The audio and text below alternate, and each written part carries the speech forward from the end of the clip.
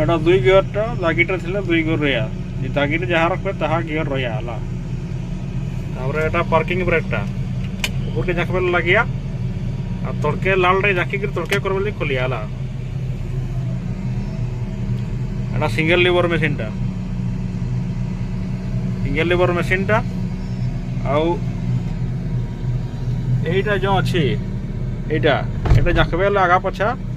জাকি করি তড়কে জাকি করি হ্যান্ডেলটাকে স্টিয়ারিংটাকে আগা পছা করি পারবে হলা